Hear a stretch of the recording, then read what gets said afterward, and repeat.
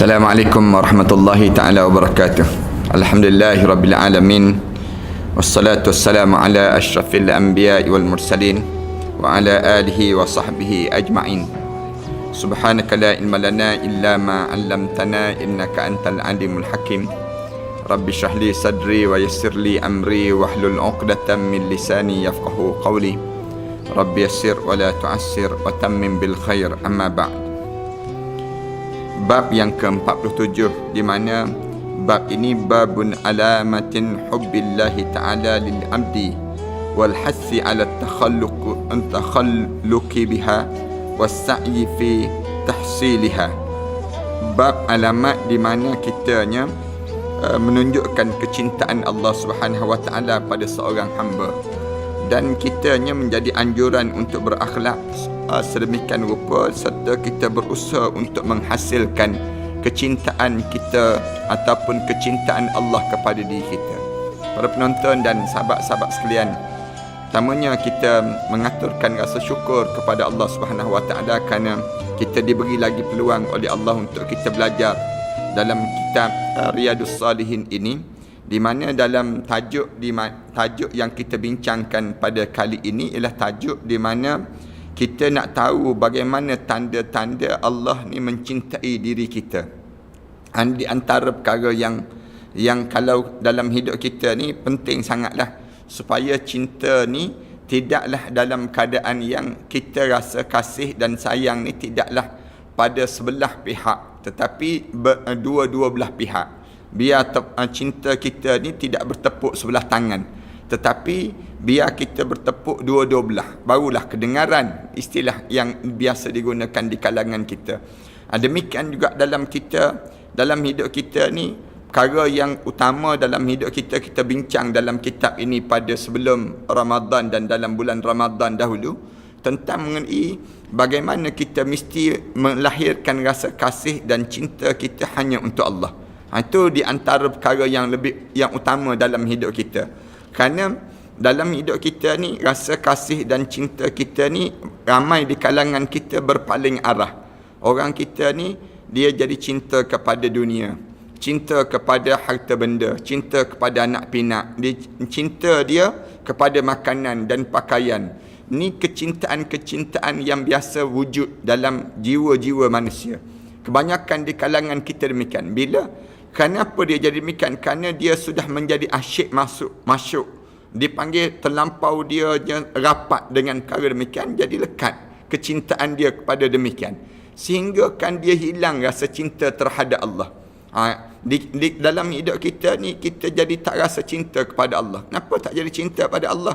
Kerana kita ni tak memahami diri kita pun kita tak kenal, kemudian pencipta kita pun kita tak kenal. Bila kita hidup dalam keadaan suasana yang disebut dengan kecintaan kita hanya bersekitar dengan makhluk, kita tidak rasa cinta kepada Khalik, yang menyebabkan rosak, yang dinamakan dengan perasaan hubungan kita ni dengan Allah Subhanahu wa taala. Kerana apa dia? Kerana kita nampak perhiasan dunia ini menjadi keutamaan. Kita tak nampak perhiasan yang besar yang Allah sediakan untuk kita dalam syurga nanti. Yang ni punca dalam diri kita, sama ada kejahilan ataupun kerana kelalaian. Bila kita hidup atas dunia ni, ramai di kalangan kita ni lalai ataupun hanyut je dengan dunia. Sedar-sedar dia kena menghadap depan Allah. Ramai di kalangan kita begitu. Ataupun di kalangan hidup kita ni, kita tak berfokus. Hidup kita ni dalam keadaan kita tak tumpu. Sebenarnya aku ni hidup ni untuk apa? Pada diri kita ni. Tapi kita nampak aku hidup ni hanya sekadar nak makan, nak minum, nak tidur, nak berkeluarga, nak sekadar itu je pada diri dia. Yang menyebabkan cinta dia tu tertumpu kepada yang demikian. Kita dah bincang panjang. Sebelum daripada ni, tak boleh begitu. Hidup orang mukmin ni, dia kena jadi fokus. Hidup kita ni kena letak Allah menjadi keutamaan. Cinta kita kerana Allah. Segala benda kita buat, mesti Allah letak yang pertama. Lepas pada Allah, baru turun pada Rasul. Kemudian lepas pada itu, baru turun pada mak ayah, pada suami, pada anak-anak, kepada keluarga. Ini dia mula turun. Dia panggil demikian. Cinta orang mukmin.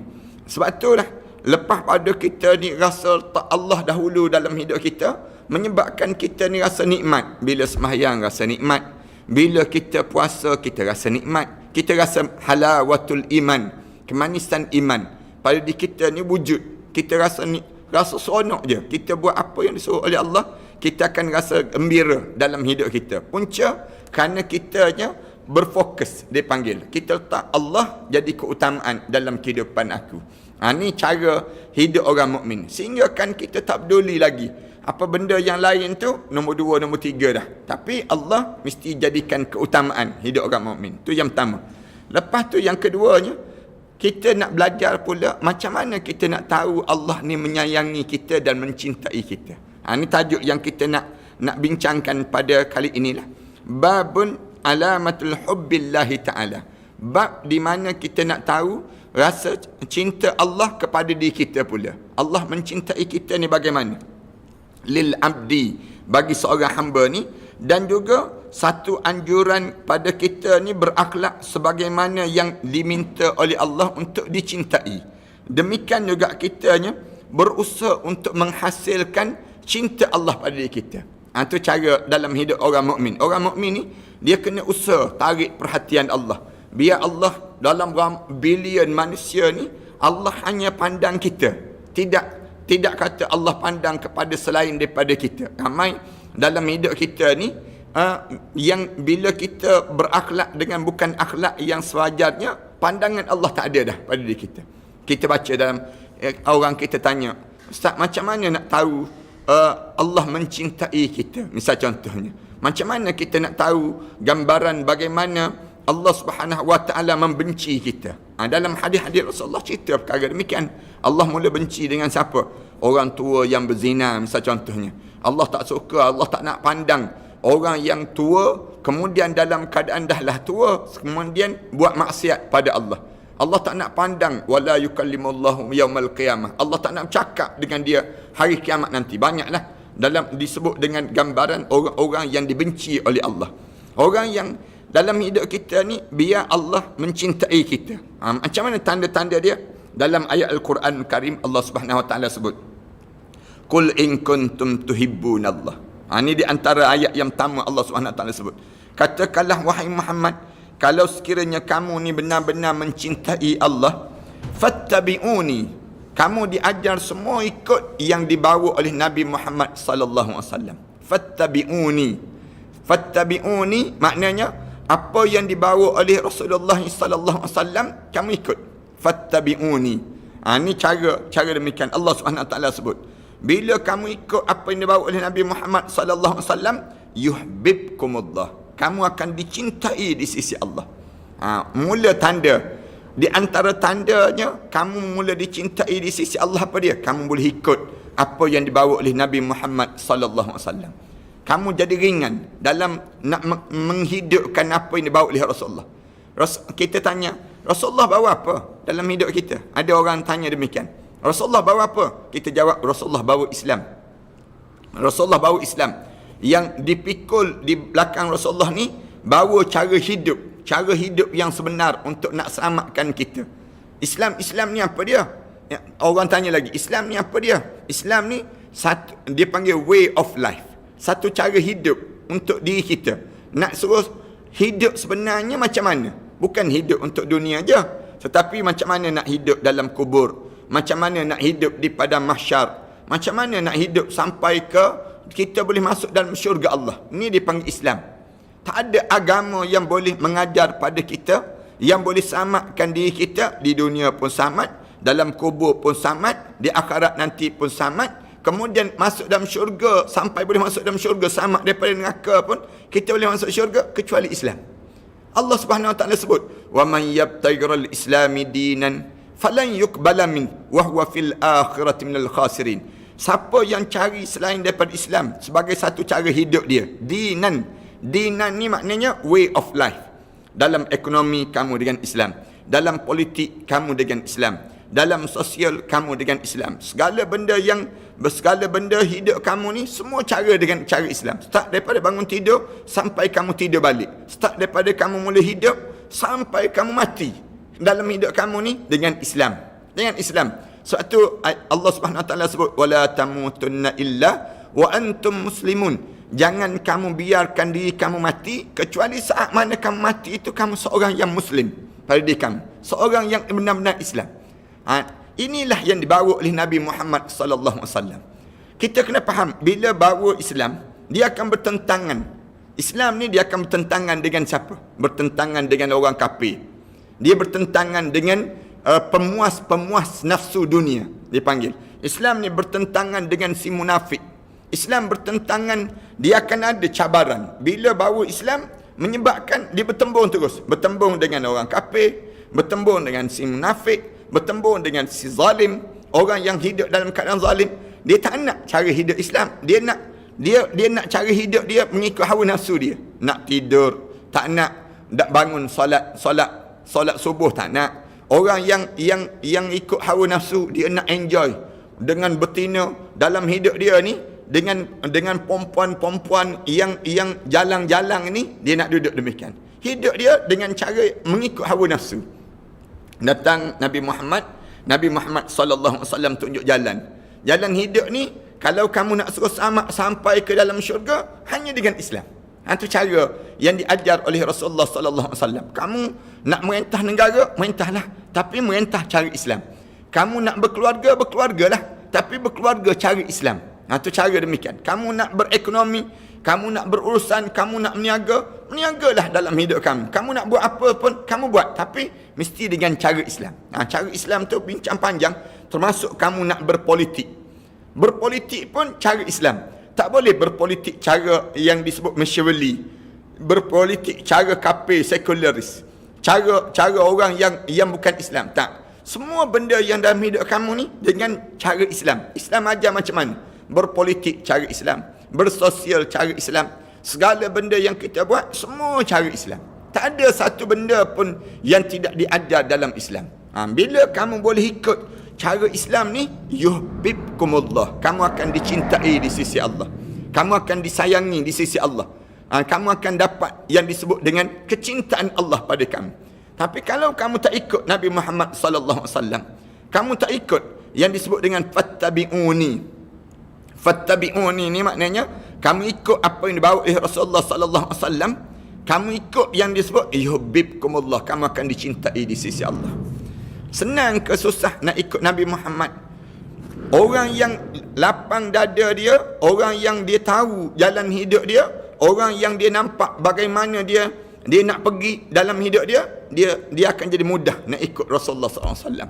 Salman Al-Farisi daripada Iran datang, daripada Farsi datang menjadi sahabat Rasulullah SAW. Kemudian kita baca Julaibib radhiyallahu anhu, jauh daripada South Africa, daripada Afrika datang menemui Rasulullah, menjadi sahabat Rasulullah sallallahu alaihi wasallam. Nak sebutnya orang jauh-jauh semua yang datang tu menjadi, kerana apa dia?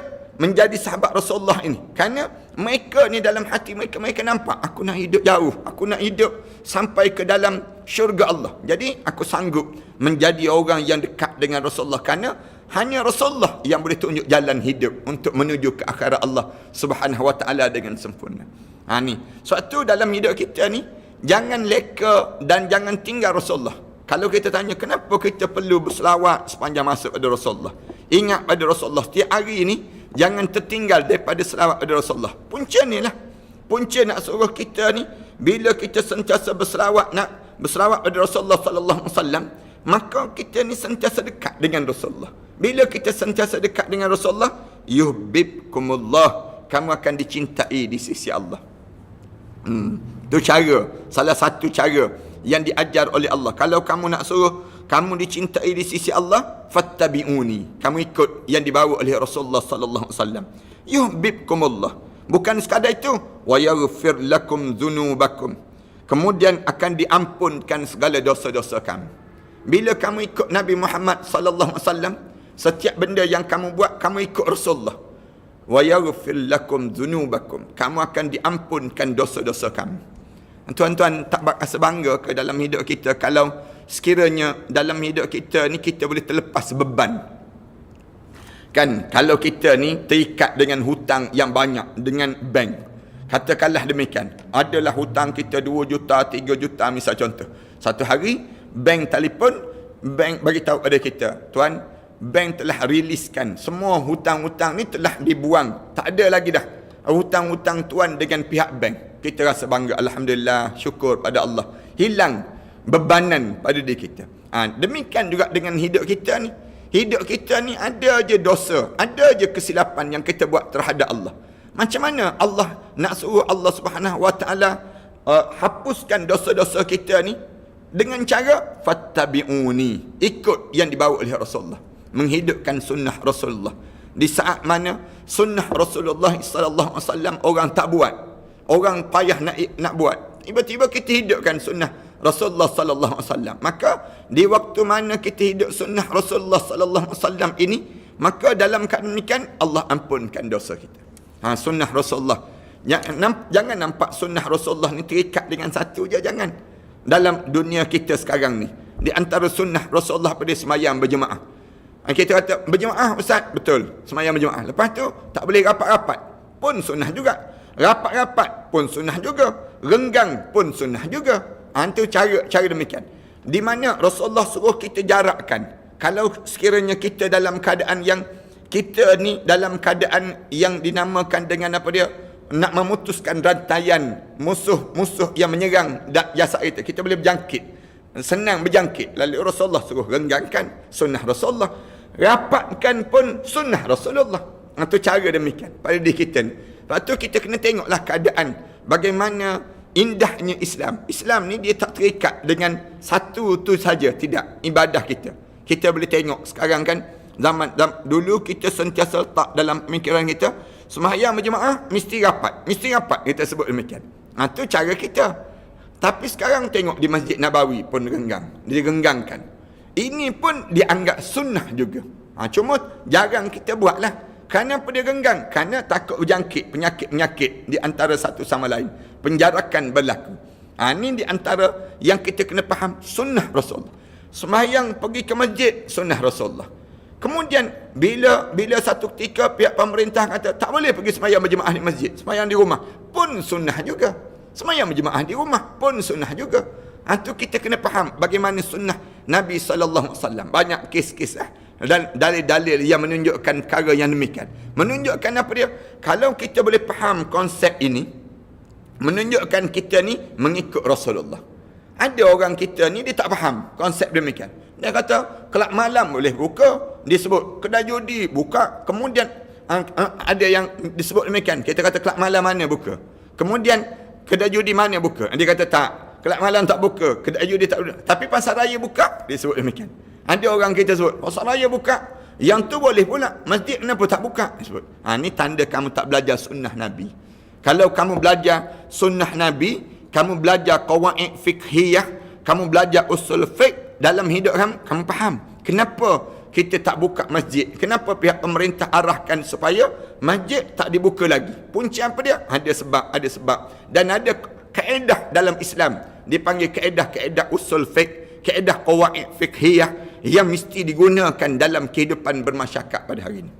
Yang ni ramai orang kita ni tak faham perkara demikian.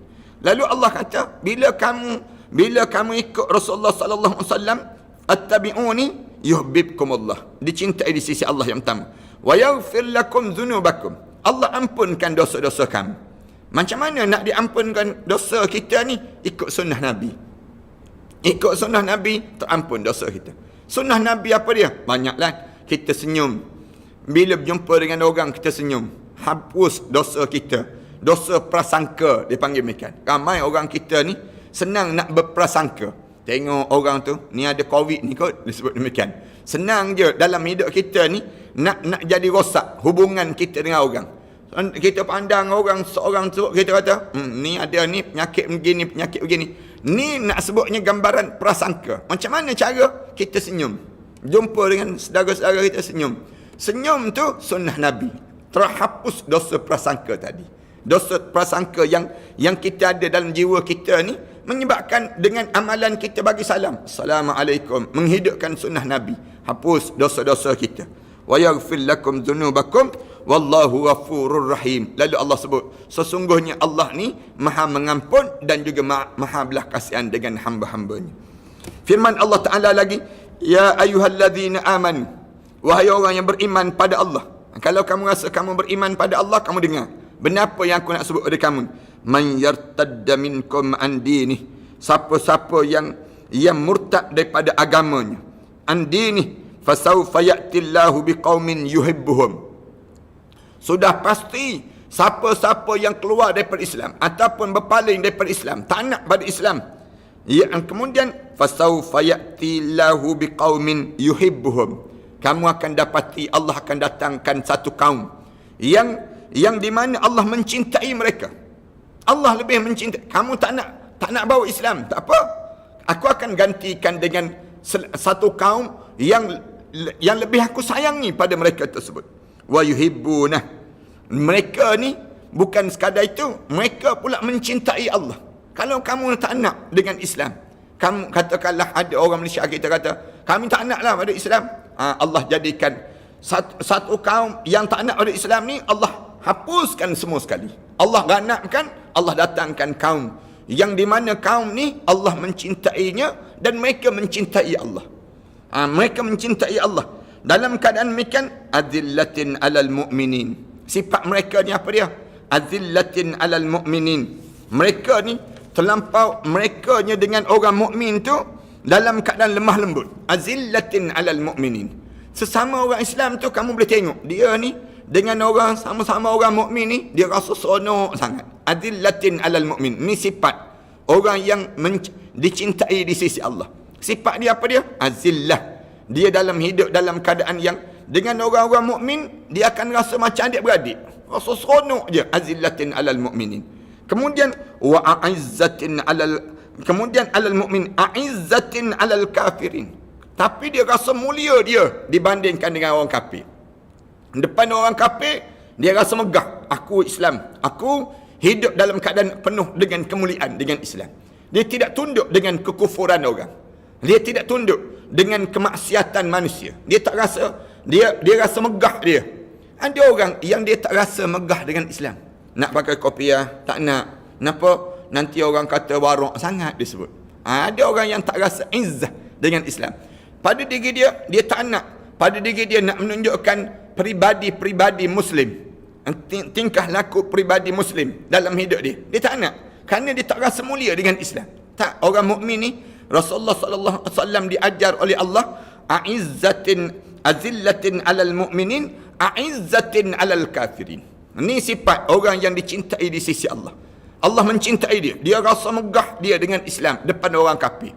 Orang kafir, bila dia orang kafir tengok dia, orang kafir jadi gerung, takut dengan pribadi ataupun dengan kemuliaan yang ada pada diri dia. Agama yang ada pada dia tu hebah. Dia ada hebah tersendiri. Tidak kata orang kafir kata, orang ni aku tak kisah pun. Kenapa? Kerana dia tak ada apa-apa kekuatan.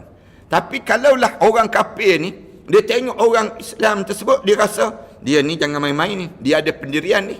Orang ni sifat dia nya, sifat yang terpuji pada diri dia. Orang kafir ni jadi rasa kemuliaan, kehormatan pada diri dia. Ini tanda Allah menyayangi seorang tersebut. Allah sayang pada orang ni. Dan dia ni dengan orang mukmin azillah. Tapi dengan orang kafir aizzah. Itu cara demikian. Dengan hidup kita ni Allah bagi peluang demikian pada diri kita. Biar orang kafir tengok orang Islam ni, dia tahu orang Islam ni dia ada prinsip, dia ada had dia ada tingkah laku dia, ada sifat dia pada diri dia. Ni tak orang kafir tak rasa takut, tak rasa bimbang langsung. Isu misal contoh kita ni kan, isu arak. Bila kita sebut tentang mengenai arak ni, orang kafir kata, orang kafir boleh sebut, dia kata kalau nak hapuskan kilang arak, dia kata hapuskan sekolah-sekolah tahfiz terlebih dahulu. Terus senang mereka sebut demikian. Ni maknanya tak ada kemuliaan. Patutnya orang kafir yang sebut demikian, ataupun ada mulut-mulut yang celupar sebut demikian, orang ni dia kena tangkap, masuk penjara terus. Ataupun kena hukuman terus orang demikian.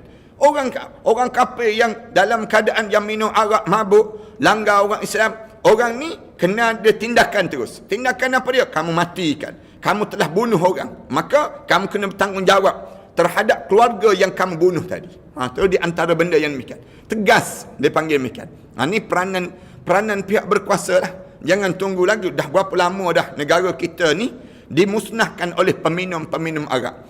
Kalaulah orang yang isap dadah kita anggap bahaya, menjadi dadah menjadi musuh negara.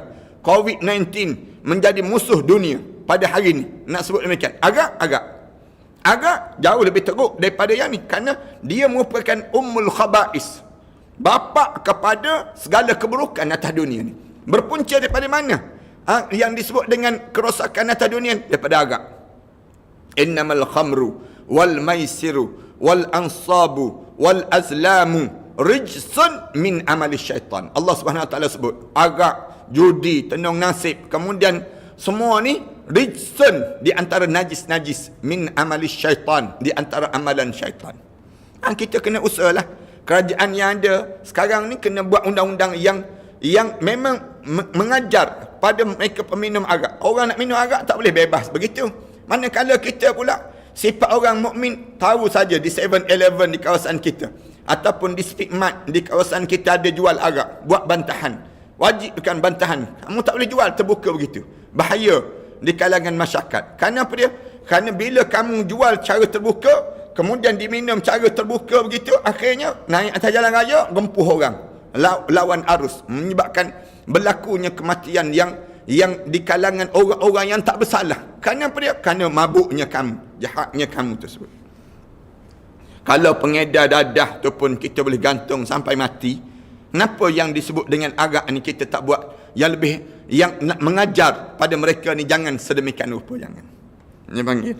Kemudian Allah Subhanahu Wa Taala sebut tanda orang yang dicintai oleh Allah, azillatin alal mu'minin wa a'izzat, kemudian azillatin alal mu'minin a'izzatin alal kafirin. Azillah alal mu'minin, lemah lembut dengan orang mukmin. A'izzah alal kafirin, a'izzah alal kafirin, mesti rasa hebat di hadapan orang kafir. Yujahiduna fi sabilillah. Kemudian Allah Subhanahu Wa Taala sebut lagi, mereka hidup berjuang di jalan Allah. Orang yang dicintai di sisi Allah, Allah Subhanahu Wa Taala sebut mereka hidup ni yujahid, bersungguh-sungguh di jalan Allah, fi sabilillah. Dia akan buat sesuatu dengan tujuan, aku buat ni kerana Allah. Segala benda aku buat ni untuk menegakkan kalimah Allah. Yujahiduna fi sabilillah. Berjuang di jalan Allah. Kita ni berjuang untuk apa? Tiap-tiap turun pagi balik gelap, turun pagi balik gelap. Kita berjuang untuk apa? Berjuang untuk perut ke berjuang untuk Allah Subhanahu Wa Taala? Ada di kalangan kita hidup, dia berjuang untuk apa dia? Untuk perut dia. Aku nak suruh perut aku ni jadi kenyang. Aku nak suruh keluarga aku ni jadi hidup dalam keadaan selesa. Aku nak suruh kenderaan aku ni kenderaan yang mewah. Begitu je dalam hidup dia. Sanggup dia berjuang bermati-matian. Untuk apa dia? Untuk diri dia. Tak. Allah ajar orang yang dicintai di sisi Allah, yujahiduna fi sabilillah. Hidup dia berjuang untuk jalan Allah. Dalam hidup orang mukmin. Orang mukmin ni dia usaha dia untuk tegakkan kalimah Allah. Kerja dia untuk Allah Subhanahu Wa Taala. Itu cara. Wala yakhafuna laumata laim. Kemudian Allah cirikan lagi, orang yang aku cintai ni mereka tidak mereka tidak rasa takut dengan celaan orang yang mencela. Wala yakhafuna laumata laim. Yang orang nak cela dia, orang nak keji dia, orang nak tulis dalam status Facebook mereka, nak kecam dia dan sebagainya, dia tak takut. Kamu kecamlah macam mana pun, kamu kejilah macam mana pun, kamu katalah macam mana pun, aku ni yang penting aku betul dengan jalan Allah. Hidup aku ni yujahiduna fi sabilillah. Aku juang di jalan Allah. Kamu nak kata pada aku, kamu nak ugup dengan aku, kamu nak sebut innan nasa qad jama'u lakum fakhshawhum. Mereka berkumpul untuk menakutkan kamu, menggerunkan kamu. Fazadahum imana. Orang mukmin ni semakin kuat iman dia. Aku wala yakhafuna laumata laim. Aku tak takut dengan celaan orang nak mencela. Yang aku bimbang kalau Allah cela aku dalam hidup. Yang pentingnya aku hidup ni untuk Allah. Ni yang kita ikrarkan. Tiap kali mana kita solat, kita sebut inna salati wa nusuki wa mahyaya wa mamati lillahi rabbil alamin. Mengemang bulu roma kita kan. Bila kita angkat takbir Allahu Akbar. Bila Allahu Akbar tu, kita mula sebut Allahu Akbar kabira walhamdulillah katsira, mula kita pun ikrar depan Allah. Kita mula sebut terus, inna salati, sungguhnya salat aku, wa nusuki, segala amal ibadah aku, wa mahyaya, segala hidup aku, wa mamati, segala kematian aku, lillahi rabbil alamin. Semuanya untuk Allah yang menjaga alam ini. Ni sifat orang mukmin. Orang mukmin ni dia jadi demikian. Sampai peringkat dia kata, aku ni orang nak buat macam mana pun, orang nak tukar aku ke orang nak buat macam mana pada aku, wala yakhafuna laumata laim. Aku tak takut dengan celaan orang yang mencela pada aku. Orang ni Allah Subhanahu Wa Taala sebut, zalika fadlullahu yu'tihi man yasha. Itulah anugerah Allah yang Allah bagi bukan semua orang, pada seseorang tertentu saja. Yu'tihi man yasha. Orang-orang tertentu je dapat ni. Kalau kalian dapat nikmat ini, kalian jadi orang macam ni, kalian diberi kelebihan oleh Allah. Kerana tak semua orang dapat nikmat ini. Ada orang yang hidup dia jaga orang kafir. Sibuk nak jaga orang kafir. Kan nanti bagaimana orang kafir? Orang kafir pun ada hak juga. Dia nak minum arak, ada juga hak orang kafir dia sebut. Ya, kita sebut, kita tidak nafikan hak dia. Tapi janganlah sampai peringkat kamu teruja dengan kekufuran dia tersebut, sehingga kamu mengangkat dia menjadi pemimpin pada diri kamu. Kamu pula dipimpin oleh dia kerana terujanya kamu dengan cara demikian. Mengarut dah. Kamu ni jadi khadam pada dia pula. Kamu sanggup untuk mengikut dia tersebut. Mengikut kekufuran mereka tersebut. Habis dah pada diri kamu sampai peringkat demikian. Mengikut orang kafir ni, sebelum daripada ni sejarah yang berlaku di kalangan masyarakat kita. Dia rela dia sebut orang Islam yang jahat menjadi pemimpin tu jauh lebih baik pemimpin kafir yang lebih amanah dibandingkan dengan orang Islam yang khianat. Dia sebut demikian. Dia boleh sebut demikian. Ada juga orang yang kita ni sampai tahap demikian. Padahal mana ada orang Islam nak khianat? Kalau dia khianat, dia bukan orang Islam. Orang Islam dia tak akan khianat. Rasulullah sallallahu alaihi wasallam sebut, la yazni zani hina yazni wa huwa mu'min. Tak akan berlaku seorang tersebut berzina saat mana dia berzina dia sedang seorang mukmin. Orang Islam ni dia tak akan berlaku demikian. Wala yusrikus sarq, dia tak akan mencuri saat mana dia mencuri sedangkan dia seorang mukmin. Kalau dia mencuri juga dia bukan mukmin dah. Kalau dia seorang yang dia berzina juga, dia bukan orang mukmin dah. Di waktu mana dia melakukan demikian sudah terkeluar iman daripada jasad dia. Tu cara demikian pada dia. Kemudian orang kafir iman pun tak ada. Iman pun tak ada. Dia kata macam mana dia nak lantik orang kafir yang dia kata lebih amanah. Orang kafir, macam mana orang kafir ni boleh amanah?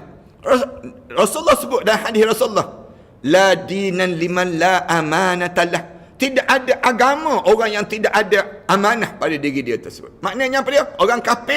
Orang kafir ni tidak ada langsung iman dalam tubuh badan mereka tersebut.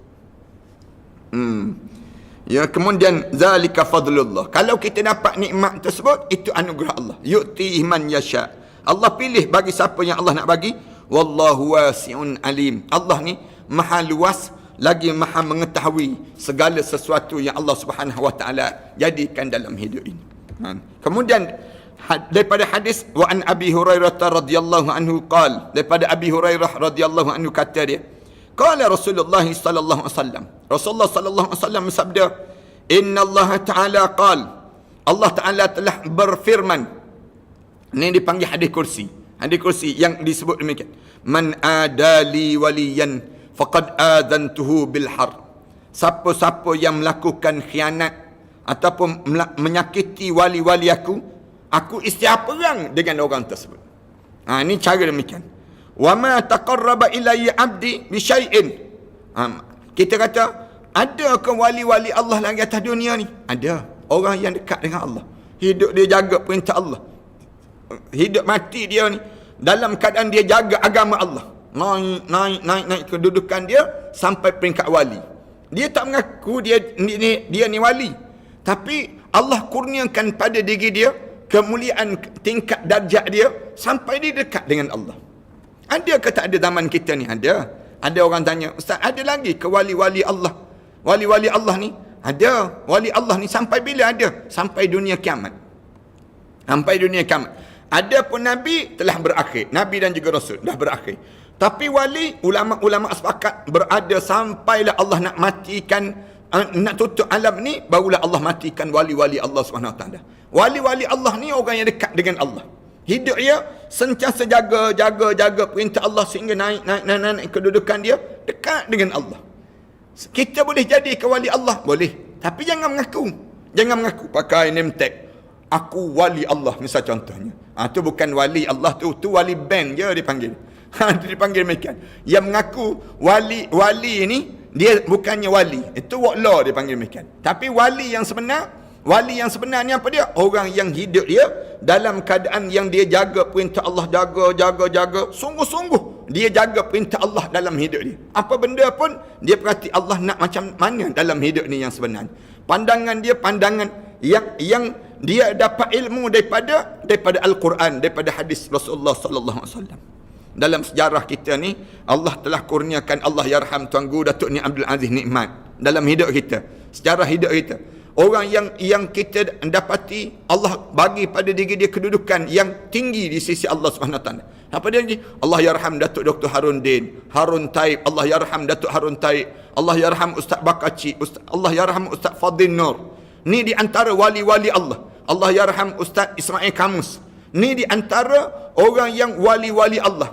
Allah yarham Datuk Ishak Baharum. Ni Allah bagi pinjam untuk orang Melayu di sebelah Malaysia kita ni di antara wali-wali Allah. Di Indonesia ada wali Allah, di Brunei ada wali Allah, di Singapura ada wali Allah. Wali-wali ni ada. Cuma dia tak pernah mengaku diri dia jadi wali. Tapi kita tengok pada diri dia, kita tahu ni wali Allah ni. Dengan amalan-amalan dia, kesalehan dia dan ketaatan dia pada Allah Subhanahu Wa Taala tersebut. Allah sebut mana-mana orang yang menyakitkan wali-wali Allah, menyakitkan hati, man adali waliyan, mana-mana orang yang dianya tengok wali-wali aku ni dikhianati, tiba-tiba dia tak kata apa-apa, ataupun dia sendiri menyakitkan wali-wali aku, faqad azantuhu bil harb, aku istihad perang dengan orang demikian. Perang terus. Allah sebut faqad azantuhu bil harb, aku mengizinkan untuk berperang dengan orang yang demikian. Padanya aku akan aku perangi orang yang jenis demikian. Akan menjadi musuh dengan aku. Kerana apa dia? Wa ma taqarraba ilayya 'abdi bi syai'in ahabba ilayya. Allah sebut orang-orang yang macam ni, hidup dia sentiasa mendekatkan diri dia dengan apa yang aku cintai di sisi aku. Sama ada yang pertama mimmaftaratu alaih, dengan apa yang aku fardukan ke atas dirinya. Allah Subhanahu Wa Taala sebut wali-wali aku ni dia jaga benda yang fardu dalam hidup dia jaga yang disebut dengan perintah-perintah Allah yang fardu ni, dia sentiasa jaga dalam hidup dia, pada diri dia. Maknanya sembahyang fardu, puasa fardu, zakat fardu, kemudian yang disebut dengan syariat fardu, segala benda yang fardu dalam hidup ni, maka dia akan dekatkan diri dia dengan cara demikian. Kemudian Allah Subhanahu Wa Taala sebut wa ma yadhalu 'abdi yataqarrabu ilayya bin nawafil, dan hamba aku yang jenis macam ni sentiasa nak mendekatkan diri dia dengan aku ni dengan perkara-perkara yang sunat. Dalam hidup dia ni, dahlah dia buat yang fardu, dia jaga yang fardu, dia tambah pula dengan yang sunat, bin nawafil. Macam kita ni kan, puasa dalam bulan Ramadan, puasa Ramadan. Masuk dalam bulan Syawal, sambung 6 hari. 6 hari puasa sunat lagi. Ni maknanya buat lagi puasa sunat. Kemudian puasa pula dalam 13, 14, 15. Puasa putih dipanggil demikian. Kemudian kita buat lagi amalan-amalan sunat. Puasa sunat hari Isnin Kamis. Puasa sunat lagi. Maknanya mendekatkan diri kepada Allah sampai bila? Hatta ahabbah, sehingga aku mencintainya. Hatta uhibbah, sehingga aku mencintai dia. Dia buat ni, baca Quran. Orang lain sibuk baca WhatsApp, dia sibuk baca Quran. Orang lain sibuk dengan mengupdatekan yang disebut dengan apa dia, Facebook, Instagram. Dia tak. Dia sibuk dalam hidup dia mendekatkan diri bacaan Al-Quranul Karim berterusan dalam hidup dia. Lalu Allah Subhanahu Wa Taala sebut fa iza ahbabtuhu, bila aku dah mula mencintai hamba-hamba sebegini, kuntu sam'ahu alladhi yasma'u bih, aku menjadi apa yang dia dengar tu, aku menjadi pendengaran dia. Bila aku dah mula mencintai hamba-hamba macam ni, segala yang dia dengar sakit, maka orang yang menyakitkan pendengaran dia tadi, maka tersakitlah lepas pada ni. Itu cara Allah SWT sebut. Pendengaran dia, pendengaran aku. Yang dia dengar tu, benda yang dia nak dengar, itu maknanya aku setuju dengan hamba tersebut. Mana-mana benda yang dia tak nak dengar, itu pun tanda aku setuju dengan hamba-hamba tersebut. Tanda kamu boleh ambil pelajaran daripada dia. Kerana pendengaran dia menunjukkan dia mewakili apa yang aku nak dalam hidup. Wa basaruhu alladhi yubsiru bih. Pandangan mata dia, apa yang dia pandang tu, yang itulah yang aku sayangi dan aku kasihi. Dia ni mewakili apa yang aku nak tersebut, dia pandang, maka yang itulah yang membawa kebaikan dan keberkatan. Sebab tu orang-orang yang wali-wali Allah ni, dia tak pandang mengata, tak mendengar mengata, tak. Wali-wali Allah ni, kalau kita tengok dia dengar benda-benda yang pelik-pelik, bukan wali Allah tu wala, senang ceritanya. Kalau dia dalam hidup dia ni sibuk nak dengar benda-benda yang tak baik dan sebagainya, itu tanda dia ni seorang yang bukan wali Allah. Ataupun pandangan mata dia tidak memandang benda yang disuruh oleh Allah. Bukan demikian. Wa yadahu alladhi yabtishu biha, dan tangan dia tu mewakili apa yang dia sentuh itu, yang dia sentuh tersebut, aku pun suka dengan apa yang dia pegang, yang dia sentuh, yang dia tulis, yang dia rakam, yang dia, semua tu mewakili aku, katanya Allah. Wa rijluhu alladhi yamshi biha, dan tempat yang mana dia berjalan tu semua membawa kebaikan dan keberkatan pada dia. Wa in sa'alani a'taituhu. Orang yang macam ni, kalau dia minta dengan aku akan bagi segala apa yang dia minta tersebut. Wala ista'adani la'u'idannah. Kalau sekiranya dia pohon untuk melindungi diri dia daripada sesuatu benda, maka aku akan lindungi orang yang jenis demikian. Rawahul Bukhari. Hadis ini diriwayatkan oleh Imam Bukhari. InsyaAllah kita akan sambung dalam tajuk ini lagi pada pengajian minggu yang akan datang nanti. Mudah-mudahan Allah Subhanahu Wa Taala panjangkan umur kita dan Allah jadikan kebaikan pada diri kita lah. Allah jadikan pada diri kita bertambah rezeki-rezeki dalam kehidupan kita, insya-Allah. Aku qouli hadza astaghfirullah li wa lakum. Wassalamualaikum warahmatullahi taala wabarakatuh. Tuan-tuan, sekali lagi saya nak umumkan tentang ibadah korban yang kita target pada tahun ini ialah kambing sebanyak lebih kurang RM1,000 seekor. Kemudian lembu satu bahagian RM700. Kalau tuan-tuan nak bersama ibadah korban bersama dengan kami daripada Ma'had Tahfiz An-Nabawi, kami ada An-Nabawi Agro, kita bangunkan ladang dan sebagainya, ladang kambing, ladang lembu dan yang ni untuk kita jadikan akikah dan juga korban. Kalau tuan-tuan nak akikah, nak korban dan sebagainya, tuan-tuan hubungi terus di talian 014 8111 4 kali itu 32 hujung tersebut 32, insya-Allah. Yang keduanya, saya suka nak sebut lagi tentang kitab ni, jadikanlah kematian kamu sebagai husnul khatimah. Macam mana kita nak mati dalam keadaan husnul khatimah? Kitab ni baru terlancar dalam bulan Ramadan baru ni, dan mudah-mudahan semua di kalangan penonton ni memiliki kitab ni, insya-Allah. Tuan-tuan boleh terus ke talian 019 577 6306. Sebelum daripada tu kita karang kitab ni. Saya karang kitab ni, persiapan menjelang kematian. Tuan-tuan boleh dapatkan dua-dua terus. Tuan-tuan hubungi di talian tersebut 019 577 6306. A'udzubillahi minasyaitonirrajim. Bismillahirrahmanirrahim. Alhamdulillahirabbil alamin, wassalatu wassalamu ala asyrafil anbiya'i wal mursalin wa ala alihi wa sahbihi ajma'in. Rabbana iftah bainana wa baina qaumina bil haqq wa anta khairul fatihin. ربنا ظلمنا أنفسنا وإن لم تغفر لنا وترحمنا لنكون من الخاسرين ربنا وتب علينا إنك أنت التواب الرحيم ربنا آتنا في الدنيا حسنة وفي الآخرة حسنة وقنا عذاب النار الحمد لله رب العالمين.